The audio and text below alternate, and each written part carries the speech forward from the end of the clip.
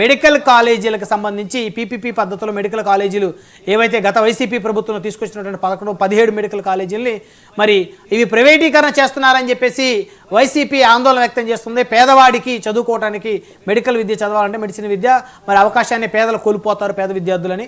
అయితే కూటమి మాత్రం ఇది ప్రైవేటీకరణ కాదు పీపీపీ అని చెప్పేసి మాట్లాడుతూ ఉంది. సో ఇవన్నిటి కూడా వీటిని నిరసన తెలియజేసేందుకు జగన్మోహన్ రెడ్డి గారు పెట్టినటువంటి పర్యటనకు సంబంధించి మరి ఆయనకి పోలీసుల అనుమతి నిరాకరించారు. ఒకవేళ ఆయన పోలీసుల అనుమతి కాదని ఆయన పర్యటన చేస్తారా? గుడ్ ఈవినింగ్ అండి. 99 వీక్షకులకు ప్యానెల్లో ఉన్నాయి కూడా జగన్మోహన్ రెడ్డి గారి పర్యటన అయితే నాకు తెలిసి జరిగి తీరుతుందనేదే నాకున్న సమాచారం. ఎందుకంటే గతంలో కూడా మన అనంతపురం వెళ్ళినా కానీ లేకపోతే పల్నాడు వెళ్ళినా లేకపోతే గుంటూరు జిల్లా పర్యటనకు వెళ్ళినా కూడా పోలీసులు మొదట్లో వాళ్ళు ఏదైతే షరతులు ఉంటాయో ఎన్ని చెప్తారు. బట్ ఈ కూటమి సర్కార్లో అయితే ఖచ్చితంగా పర్మిషన్లు అయితే ఇస్తారు. కొన్ని రిస్ట్రిక్షన్స్ అయితే పెడతారు కానీ పర్మిషన్లు అయితే ఇస్తారు.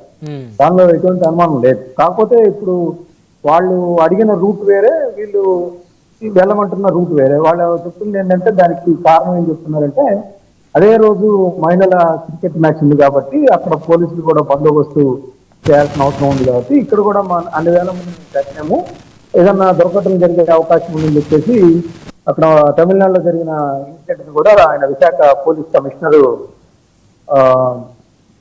అయితే మనం చూసాం.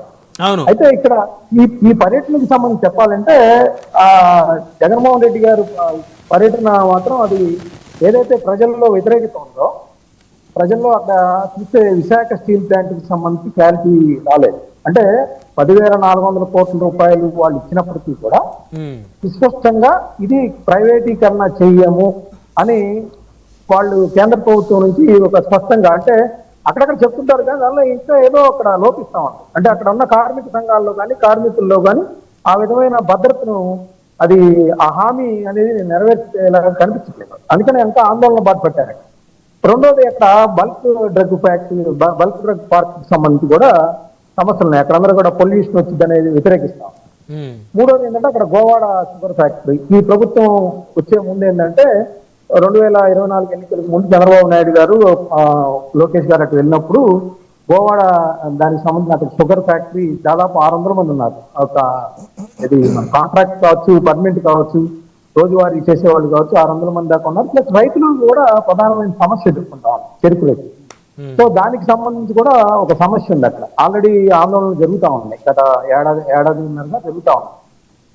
రెండోది ఇంకా 2017లో కూడా జరిగినాయండి. అదే గోవాడ షుగర్ ఫ్యాక్టరీ సంబంధించి 2017లో కూడా కొంత రైతులు చెరుకు మద్దతు ధర విషయంలో కూడా ఆందోళన.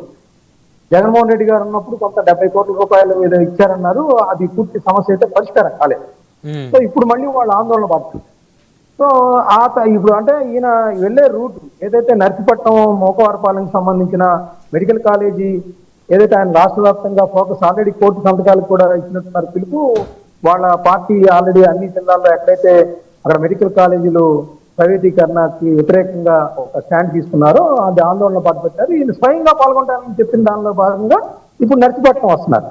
దానిలో భాగంగానే 4 రకాలమైన అక్కడ ఆందోళనలు కూడా ఆయన కలిసి వచ్చాయి. వాళ్ళందరినీ కూడా పరామర్శించడం ద్వారా రేపు స్టీల్ ప్లాంట్ మీద ఆయన వారి స్టాండ్ ఏంటనేది అక్కడ బహిర్గతం చేయొచ్చు. ఆయన ఖచ్చితంగా చెప్తారు, ఖచ్చితంగా. అయితే జగన్మోహన్ రెడ్డి గారు కూడా ఒక ప్రశ్నకి సమాధానం చెప్పాలి. ఆయన 5 ఏళ్ల కాలంలో ఆయన ఎందుకు ఆ విధమైన ప్రకటన చేయించలేకపోయారు, లేకపోతే డిపెండెన్సీ ఆయన ఎప్పుడైతే అన్కండిషనల్ గా మద్దతు కొన్ని బిల్స్కి ఇచ్చారో ఆ సందర్భంలో ఎందుకు ప్రధానమంత్రి చేత అంటే ప్రధానమంత్రి గారు విశాఖపట్నం వచ్చినప్పుడు ఆయన ముందు అడిగారంటుంటారు. అడగడం కాదు కావాల్సింది, ప్రజలకి ఫైట్ చేయాలి, కూర్చొని ధర్నా చేయాలి ఢిల్లీ పోయి మళ్ళీ.